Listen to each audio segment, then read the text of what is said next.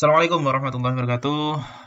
Kembali lagi bersama saya di tutorial tentang Graz. Kali ini kita akan belajar tentang bagaimana mendownload aplikasi Graz itu sendiri, kemudian pengenalan sedikit tentang bagaimana menggunakan Graz. Untuk download Graz ini saya tidak akan men-share linknya, tapi saya akan mengajarkan bagaimana mencarinya di mesin pencarian, dalam hal ini di Google ya. Karena kalau seandainya saya share linknya, itu bisa jadi nanti ketika linknya itu berganti, itu teman-teman akan kesulitan untuk mencari linknya. Jadi saya coba berbagi cara bagaimana cara mencarinya di mesin pencarian. Yang pertama, silakan teman-teman googling dengan keyword Graz download for Windows. Kita coba langsung praktekkan di sini. Graz download for Windows. Oke, karena saya sudah ada history, jadi tinggal mencarinya. Nah, kemudian pilih yang opsi atau link yang mengarahkan kita ke http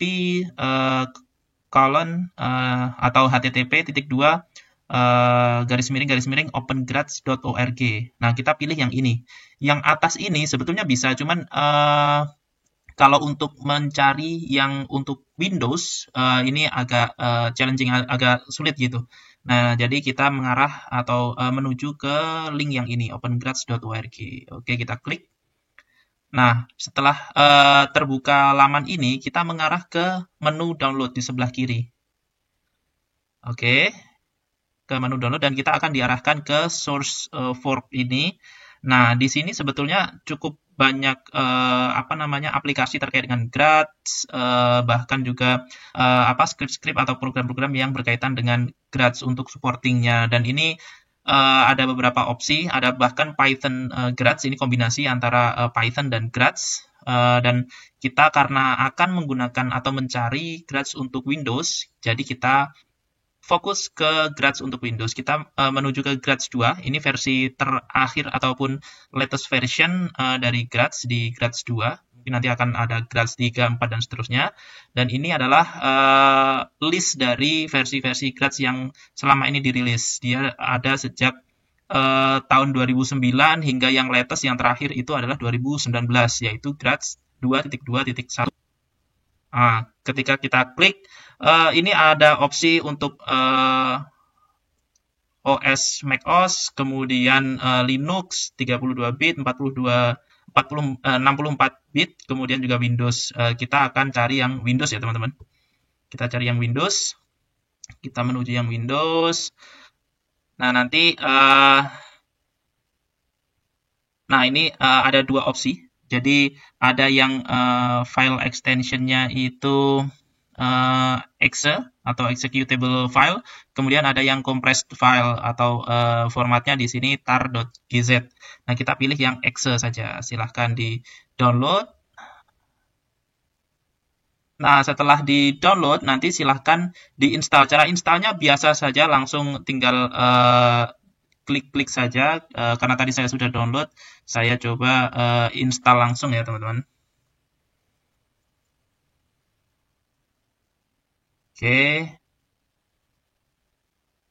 Oke, tinggal oke saja ini.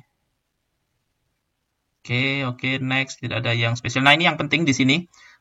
Ketika teman-teman secara default ini memang sudah dicontreng ya. Tapi kalau seandainya teman-teman menemui kasus ketika instalasi ini belum dicontreng atau belum dicek ini boxnya, silahkan diklik ya, dicontreng gitu, dicek agar aktif. Tujuannya apa? Ketika nanti teman-teman membuka Graz menggunakan terminal, command prompt atau command line, ini sistem di komputer teman-teman secara otomatis sudah langsung bisa membaca path dari Graz itu sendiri atau directory dari Graz itu sendiri. Jadi tidak perlu setting manual begitu. Kemudian next dan install. Karena saya sudah install, jadi saya tidak akan melakukan proses instalasi lagi. Tapi silahkan teman-teman klik install ini ya. Untuk membukanya, buka command prompt. Kalau teman-teman yang masih belum tahu, dengan klik start menu, kemudian ketik command prompt. Atau singkatnya, ini bisa dengan menggunakan singkatan CMD gitu. Teman-teman silahkan ketik CMD setelah klik start menu, kemudian klik CMD. Nanti akan muncul command prompt di sini, kemudian diklik saja. Nah, secara default command prompt kita di Windows ya, ini akan membuka ataupun mengarahkan kita ke folder C user Lenovo. Nah, ini karena kita masih belum berbicara tentang datanya, setelah ini nanti kita akan coba download datanya, tapi untuk saat ini masih belum karena kita hanya mengecek proses instalasinya itu berhasil atau tidak. Nah, ini dengan cara ketik open Grads. Kalau yang versi 2.1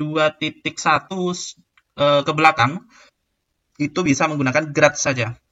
Tapi kalau Grads yang versi 2.2 sekian dan setelahnya itu menggunakan Open Grads. Silakan teman-teman klik Open Grads, kemudian Enter. Oh sorry, Enter. Nah, nanti akan ada tulisan seperti ini. Ini bukan error, bukan apa, tapi justru ini menjelaskan ataupun memberikan pilihan ke kita apakah kita akan menggunakan Grads dengan mode landscape atau portrait. Kalau kita langsung ketik Enter, ini artinya kita memilih mode landscape untuk jendela plottingnya. Jadi untuk frame plottingnya kita menggunakan landscape. Tapi kalau kita ketik N kemudian Enter, itu artinya kita memilih mode portrait seperti itu. Karena kita akan menggunakan mode landscape, jadi kita langsung ketik Enter saja. Atau Y Enter boleh. Ketik Enter.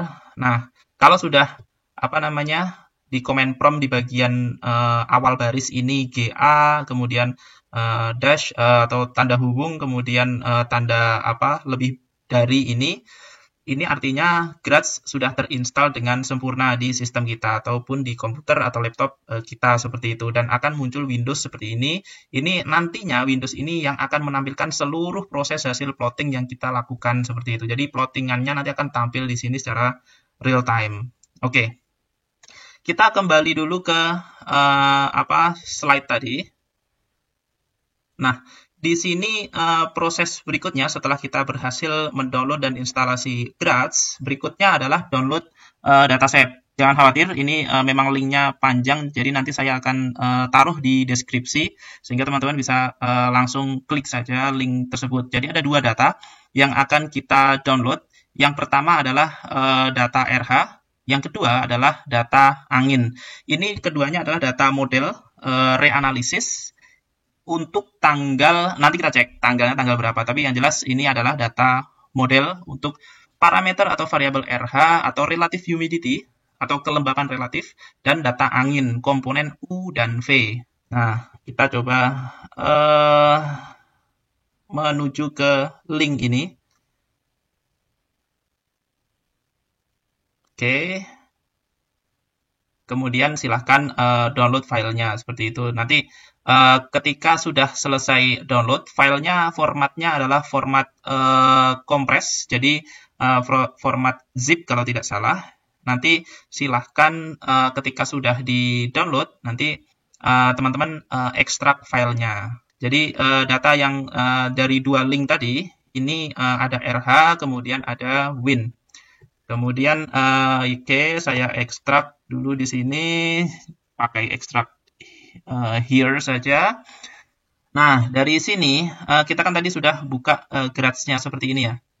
Cuman ini masih ingat tadi kita berada di direktori apa? Di C, kemudian user, kemudian nama akun atau user pertama di device yang kita gunakan gitu ya. Jadi kita harus keluar dulu nih agar kita bisa membaca file tersebut. Sebetulnya bisa langsung drag and drop seperti ini. SDF open. Jadi untuk membuka file NC itu adalah perintahnya SDF open. Kemudian kita langsung drag and drop di sini. Bisa pakai cara seperti ini. Cuman ini akan membingungkan ketika nanti proses penyimpanan seperti itu. Nah, ini bisa langsung dibuka seperti ini sebetulnya. Cuma nanti ketika proses menyimpan output plottingannya itu teman-teman akan agak kesulitan karena harus mendefinisikan alamat foldernya. Jadi untuk menghindari kebingungan itu kita keluar saja dulu. Kita keluar pakai perintah quit. Jadi pakai perintah quit. Oke, kita keluar. Sekarang posisi kita ada di C, kemudian users Lenovo. Nah, untuk mengarahkan ke folder ini folder data saya ada di D, kemudian project, tutorial, kemudian grads, data, seperti itu. Kita bisa langsung kopas alamat di sini, alamat di address bar sini kita kopas, copy paste, kemudian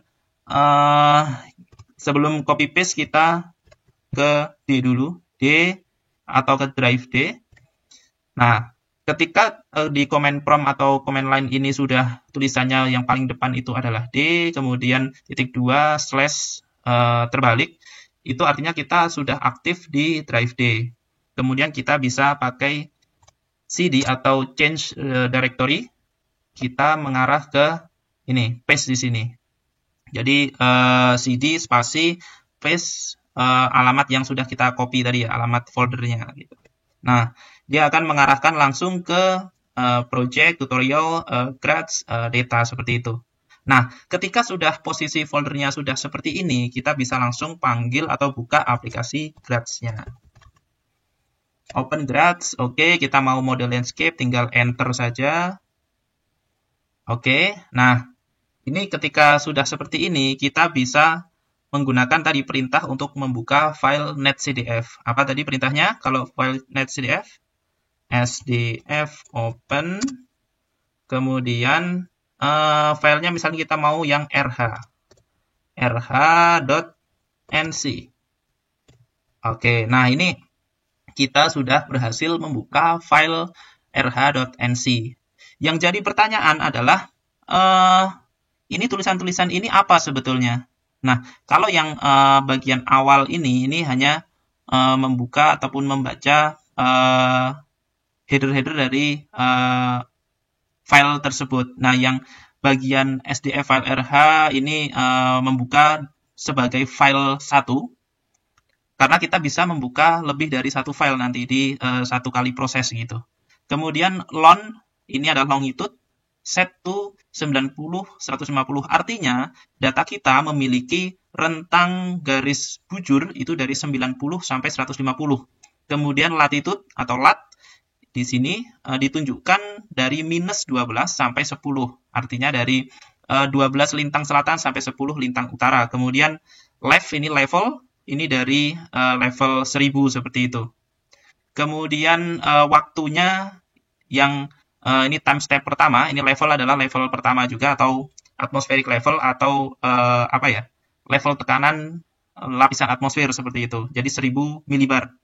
Kemudian time ini adalah time step pertama, ini adalah 2024 Juli atau bulan ke-7, tanggal 5, jam 00 UTC atau GMT ini ya yang dipakai ya, bukan jam lokal. Nah, yang E ini saya kurang tahu ini apa, tapi ini akan selalu ada di semua dataset ini. Nah, karena kita sudah membuka file ini, kita coba cek metadatanya. Jadi longitude tadi sudah ketahuan 90, 150, kemudian latitude -12 sampai 10. Yang jadi pertanyaan, resolusi spasialnya berapa nih? Nah, kita bisa menggunakan set lat 1, ini artinya kita mau setting latitude-nya untuk latitude pertama seperti itu. Kemudian, bukan set lat. Kita menggunakan set Y1. Nah, latitude pertama adalah -12 sesuai dengan yang ini. Kemudian set Y2.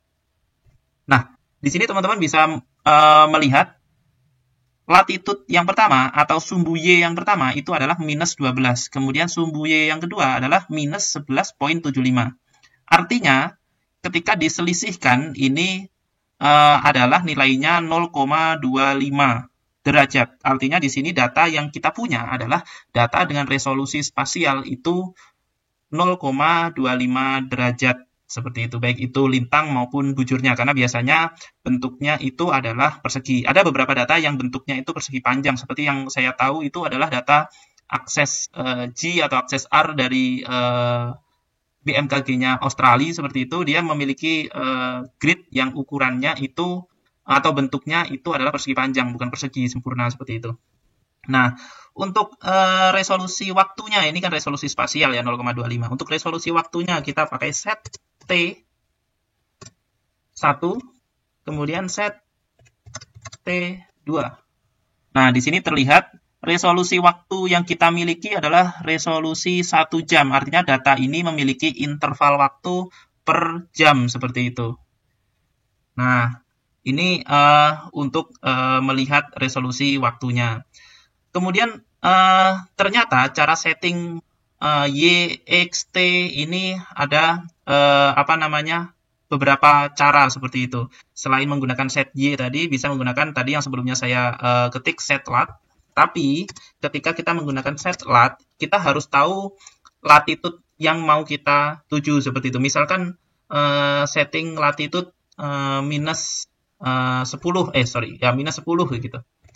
Ini bisa. Tapi kalau seandainya set latnya 1, ini bisa disetting oleh Grudge-nya, maksudnya tidak akan error saat ini karena dia hanya setting saja. Tapi ketika nanti digunakan untuk processing, dia akan error. Kenapa? Karena nilai minimum lintang yang kita punya atau latitude yang kita punya adalah minus 12. Sedangkan kita di sini setting latitude-nya adalah 1. Makanya, maaf. Oh iya. Ini masih bisa. Coba kita set lat minus 15 gitu. Nah, di sini ini akan bisa tersetting, cuman nanti ketika plotting dia akan error karena rentang latitude kita tidak sampai di minus 15, hanya sampai minus 12 seperti itu. Jadi harus hati-hati ya kalau menggunakan set lat gitu atau set lon.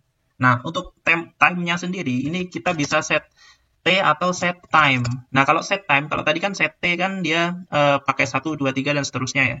Tapi kalau set time kita harus pakai format ini. Jadi 2 digit jam, misalkan 00Z, kemudian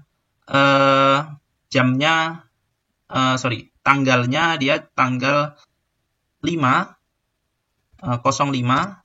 Nah, bulannya itu harus dalam format huruf seperti itu atau karakter ya, atau string gitu. Jadi bukan 07 tapi JUL. Kemudian 2024.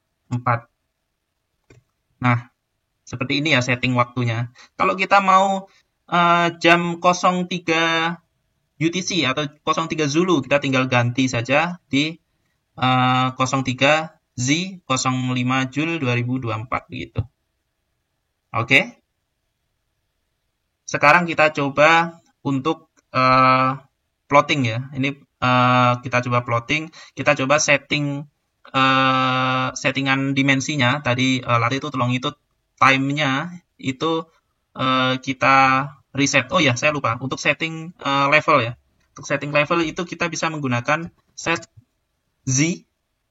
Ini kalau kita mau pakai indeks, jadi set Z 1, 2, 3, 4, 5 dan seterusnya, dia akan urutannya akan menyesuaikan lapisan atmosfer yang ada di data kita. Misalnya kita mau pakai set Z, ini bisa pakai 1 begitu. Nah, artinya lapisan pertama adalah 1000 milibar. Kita coba set Z2. Nah, ini lapisan berikutnya. Ini dihitung dari bawah ya, dari dekat permukaan bumi gitu. Nah, kalau kita mau settingnya itu langsung ke lapisannya, itu kita bisa pakai set left. Set left ini 925 begitu. Nah, ini bisa. Jadi kalau set left dia yang kita masukkan atau kita ketikkan itu adalah langsung angka lapisannya 925, 1000, kemudian 850 dan seterusnya dalam milibar. Ketika kita ingin menggunakan set Z, yang kita masukkan adalah indeks atau urutan keberapa lapisan yang ingin kita tuju seperti itu dari dekat permukaan. Nah, ini kita reset dulu. Kita reset, kita coba akan plot data RH yang kita punya. Misalkan kita mau plotting di waktu 09 Zulu atau UTC di tanggal 6 kemudian bulan Juli 2024. Oke, kemudian kita tidak usah setting longitude latitude-nya, kita coba. Kemudian set levelnya itu di 850 misalkan. Oke. Kemudian pertanyaannya bagaimana memanggil variabel RH yang ada di data ini gitu. Karena kita tidak bisa misalkan langsung panggil RH gitu. Nggak bisa. Bisa jadi si pembuat data ini, dalam hal ini ECMBF, karena ini adalah data ECMBF, itu memberikan kode yang berbeda atau ID variabel yang berbeda begitu. Jadi kita cara ngeceknya kalau di Gradz itu adalah Q atau query file. Nah, baris paling bawah ini atau setelah kata-kata number of variables sama dengan 2, ini adalah nama variabel yang akan kita display. Nah, ini kodenya adalah R. R begitu ya. Jadi, cara menampilkannya itu pakai D. D ini singkatan dari display. Kemudian R. Nah, ini adalah tampilan dari kontur RH yang kita punya atau relative humidity yang kita punya dalam bentuk kontur garis seperti itu ya. Ini bisa dilihat di sini, ini Pulau Papua, ini Sulawesi, Maluku, Kalimantan, kemudian Sumatera, Jawa, dan sebagainya seperti itu. Nah, saya rasa sampai sini dulu tutorialnya. Silahkan teman-teman explore sendiri. Nanti di video berikutnya kita akan coba mempercantik plottingan kita ini dari mulai misalkan kita mau fokus ke area Jawa, area Sumatera, area Kalimantan, seperti itu.